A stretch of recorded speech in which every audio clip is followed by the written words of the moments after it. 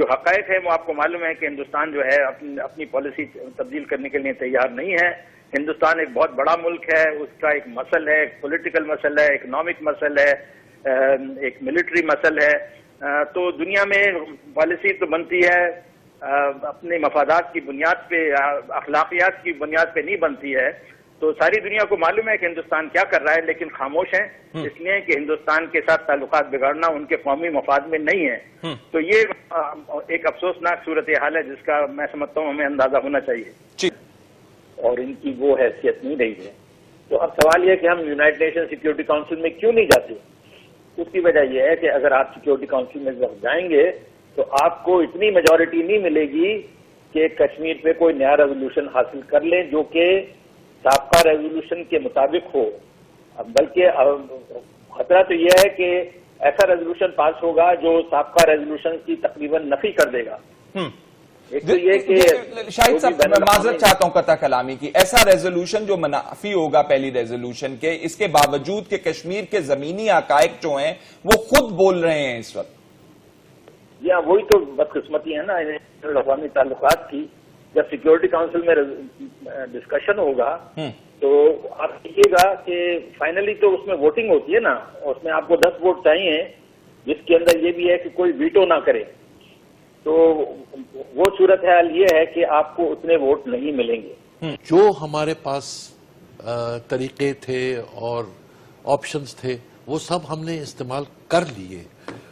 حالات بہتری کی طرف تو نہیں گئے, شاید بدتری کی طرف چلے گئے. اب کیا کرنا ہے ہمیں؟ اتنی زیادہ راکٹ سائنس بھی نہیں ہے, حقیقتیں سب ہمارے سامنے پڑی ہوئی ہیں اور ہم نے آؤٹ آف دا باکس سوچنا ہے کہ اس کے ساتھ کیسے ڈیل کرنا ہے. میرا خیال یہ تھا کہ اگر عالمی برادری کا رجحان اور ٹلٹ بھارت کی طرف ہے, وہ کیوں ہے کہ بھارت میں انٹولڈ اکنامک اور کمرشل بینیفٹس ان کو نظر آتی ہیں جس کو وہ ہلانا نہیں چاہتے, ملٹری بینیفٹس نظر آتی ہیں جس کو وہ ہلانا نہیں چاہتے, پولیٹیکل بینیفٹس نظر آتی ہیں جس کو وہ بگاڑنا نہیں چاہتے. تو پھر ہم کیا کریں؟ کیا ہم سب سے پہلے تو اپنی اقتصاد کو اتنی مضبوط کہ ہم مارکیٹ بن جائیں فار گڈز اور ہم جگہ بن جائیں فار فورن ڈائریکٹ انویسٹمنٹس. مجھے تو لگ رہا ہے طارق صاحب یہ فورن آفس کے علاوہ ministry of planning and development کو بھی اس کے اندر انوالو کرنا چاہیے, لائٹر نوٹ. لیکن میں یہ جاننا چاہوں گا طارق صاحب کہ the world knew about Kashmir, ان کو پتا تھا کہ کشمیر کا کیا مسئلہ ہے, تو یہ جو باقی اتنے سارے سال دہائیاں گزر گئیں تب بھی تو وہ سائلنس پہ بیٹھے رہے. اب کیا ریالٹی انڈیا کے حوالے سے اتنی چینج ہو گئی, یا انڈیا کی پہلے بھی قدر و منزلت ان کی نظروں میں یہی تھی؟ جی پہلے تو انڈیا سوویت یونین کے کیمپ میں تھا, وہاں سے نکلا 1992 میں اور اپنی مارکیٹ اکانومی کو اڈاپٹ کیا ایز دی نیشنل اکانومی, جس کی وجہ سے ان کی اکنامک امپروومنٹ بے انتہا ہوئی فرام 1992 آنورڈز اپ ٹل 2016, اور شکل بدل گئی ہندوستان کی. تو اس بدلنے کے ساتھ ویسٹ جو ہے اپنی آپشنز دیکھ رہا ہے اور انہوں نے تو ایک ریس لگائی ہوئی ہے, ایک دوسرے کے ساتھ کشتی کر رہے ہیں کہ پہلے کون گھسے اور کون میجر چنک جو ہے پکڑے. تو اس کے ساتھ ہندوستان جو ہے اب کھیل رہا ہے ان کے ساتھ. اس کو دیا, اس کو تھوڑا سا پش بیک کیا, پھر اس کو لیا, اس کو تھوڑا سا پش بیک کیا. سب کو اتنی انٹینس کمپٹیشن اور رائیولری میں ڈالا ہوا ہے کہ وہ سب جو ہے اس کیک کا حصہ ہندوستان کے کنٹرول میں وہ اس کیک کا حصہ وصول کر رہے ہیں. ہم کیا ہیں؟ ہمارے پاس کون آ رہا ہے؟ ہمارے پاس بجلی نہیں ہے, ہماری اقتصاد کی گروتھ آلموسٹ نہ ہونے کے برابر ہے. ہم دوسری جو سکینڈلز اس وقت پاکستان میں, یہ دنیا نہیں سن رہی, دنیا نہیں دیکھ رہی. کیا اس کا امپیکٹ ہے؟ کیوں نہیں جی, جب کوئی اگر پیسہ آ کے لگائے یا انویسٹ کرے اور اس کو پتا چلے کہ اس پیسے میں سے کوئی نکال کے لے جائے گا تو وہ کیوں لگائے گا؟ اور اگر بات چیت آپ نے کرنی ہے تو آپ بائیلیٹرلی بات کریں. یہ تھرڈ پارٹیز, فورتھ پارٹیز, وہ بائیلیٹرل جو بات چیت ہے وہ کہاں ہے؟ تو جب بات چیت ہوئی ہے ان کے ساتھ, جب کبھی بات چیت ہوئی ہے ان دا پاسٹ, تو ایجنڈا آئٹم نمبر 1 کشمیر ہوتا ہے. انڈینز آتے ہیں اور وہ کہتے ہیں اچھا آپ نے پاکستان آکیوپائڈ کشمیر کو 1947 سے آکیوپائی کیا ہے، یہ کب خالی کریں گے؟ Item number 1 on the agenda Kashmir discussion ہے، آپ کب خالی کر رہے ہیں، کب واپس جا رہے ہیں اور یہ کب ہینڈ اوور کر رہے ہیں؟ آپ کے پاس کیا جواب ہے اس کا؟ تو اس کا کیا جواب ہے؟ نہیں بھائی یہ تو نہیں کہ بس جب آپ بات نہیں کرنا چاہتے ہیں تو let's move on to item number 2 and that's skip Kashmir. Yes, Kashmir پہ بات ہو گئی اور ہم بعد میں جوائنٹ پریس کانفرنس میں بات بھی کرتے ہیں کہ کشمیر پہ بات ہو گئی. لیکن حقیقی جو زمینی حقائق ہیں وہ دوسرے ہیں. اب آپ کا افغانستان چھوڑ دے، آپ ملک کے اندر دیکھ لیں، آپ اسلام آباد کی حالت دیکھ لیں، آپ فاٹا کی حالت دیکھ لیں، آپ بلوچستان کی حالت دیکھ لیں، آپ کہاں کھڑے ہیں؟ آپ کراچی بھول گئے. پنجاب میں تو انڈر گراؤنڈ ٹرینیں، آپ پنجاب میں انڈر گراؤنڈ ٹرینیں چلانے کا انتظام کر رہے ہیں، میٹرو بسز بنانے کا انتظام کر رہے ہیں، اور فاٹا کے لوگ ٹینٹوں میں بیٹھے ہیں، اپنے گھروں کو واپس نہیں جا سکتے. تو اگر گھر کی یہ حالت ہے تو آپ افغانستان یا ایران کے ساتھ یا کسی اور ملک کے ساتھ کیا مقابلہ کریں؟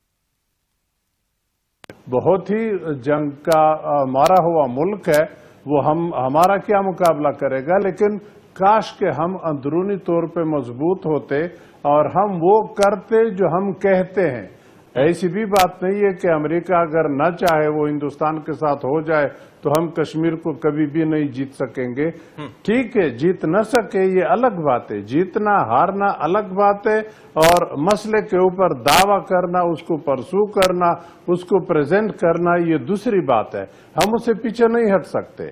اگر کشمیر سے آپ پیچھے ہٹ سکتے تو آپ مجھے بتا دیں، جب نہیں ہٹ سکتے تو اس کے پازیٹیو سائڈ کو آپ اجاگر کریں گے. اپنی کمزوریاں آپ انٹرنیشنل لیول پہ اگر اٹھائیں گے تو آپ اپنا کیس خراب کریں گے. ہاں، ملک کے اندر ہماری کمزوریاں بتیری ہے، اکانومی ہماری خراب ہے، باقی لا اینڈ آرڈر خراب ہے، بیڈ گورننس ہے، گورننس نام کی کوئی چیز ہی نہیں ہے. پھر فاٹا کے اندر دیکھ لے کیا حالت ہے. اگر آپ اس لیول تک جاتے تو شاید دوسرے پھر آپ کے فاٹا کی طرف انگلی اٹھا لیں کہ آپ مجھے تو کہتے ہیں کہ کشمیر میں زیادتی کر رہا ہوں، آپ فاٹا کے اندر کیا کرتے ہیں. یہ کئی چیزیں اپنی جگہ ہے. وہاں پر بھی آپ کو اندازہ ہے جو حکومتیں ہیں بڑی سیکولر مائنڈڈ ہیں، ان کو اسلامی انتہا پسندی کے بارے میں بڑی تشویش ہے. ہمارے یہاں سے ہمارے اوپر ایک ٹھپا لگا ہوا ہے کہ یہاں سے دہشت گرد جو ہیں دیگر ممالک میں بھی کارروائیاں کر رہے ہیں، اور اس میں کچھ نہ کچھ تو صداقت ہے. ہم اس بات کو سے پورا انکار نہیں کر سکتے. یہ اور بات ہے کہ ہماری کوششوں کے باوجود ایسا ہو رہا ہے، اور یہ چیز جو ہے ڈپلومیسی کے ذریعے سے ظاہر کرنے ان لوگوں کو بتانا چاہیے کہ بھائی اگر جو دہشت گردی میں لوگ انوالو ہیں تو وہ ہماری مرضی سے نہیں ہو رہے، ہماری حکومت تو ان کے خلاف پوری جنگ کر رہی ہے. یہ افسوسناک ایک حالات ہیں کہ ایسا نظر آتا ہے کہ پاکستان نسبتاً آئسولیٹڈ ہے. اب آپ دیکھیے ہندوستان کے ساتھ تو خیر ہمیشہ سے برے تعلقات رہے ہیں، لیکن افغانستان کے ساتھ بھی تعلقات جو بھی ماضی میں بھی خراب رہے ہیں بعض اوقات، لیکن اس وقت کئی سالوں سے بلکہ خاصے برے ہیں. بلکہ مجھے زیادہ تشویش اس بات کی ہے کہ جو رپورٹس آتی ہیں اس میں یہ ہے کہ افغان عوام میں بھی پاکستان کے بارے میں مثبت خیالات نہیں ہیں بلکہ پرو انڈیا زیادہ ہیں. تو یہ ایک ہمارے لیے بہت ہی تشویش کی بات ہے. ایران کے ساتھ آپ کو اندازہ ہے کہ یقیناً جو ماضی میں ہوا تھا کم از کم 1971 تک جو ہمارے ایران کے ساتھ تعلقات تھے وہ تو ایک مثالی تعلقات تھے، لیکن پچھلے سالوں میں ان تعلقات میں کمی آئی ہے، بلکہ بعض بدگمانیاں ہیں. ایران کے ایک صدر نے ہندوستان میں جا کے ایک اسٹریٹجک الائنس بھی سائن کیا تھا 2003 میں. تو پچھلے دنوں آپ نے دیکھا ہے چاہ بہار کے سلسلے میں کافی کچھ ہو رہا ہے. تو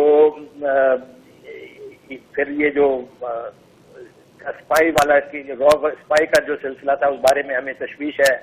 اور ایران کا یہ بیان ہے کہ ہمارے بلوچستان سے بعض عناصر ان کے ملک میں دہشت گردی میں انوالوڈ ہیں. تو یہ چیزیں جو ہیں کافی مطلب ایک افسوسناک سی تصویر پیش کرتے ہیں. صرف زبانی بیان دینے سے ہمارے یہاں بیان دینے میں ہم بہت اچھے ہیں کہ ہمارے ان کے ساتھ دیرینہ تعلقات ہیں، روحانی تعلقات ہیں. بھائی آپ موجودہ زمانے کی بات کریں، آج کے دن کی بات کریں.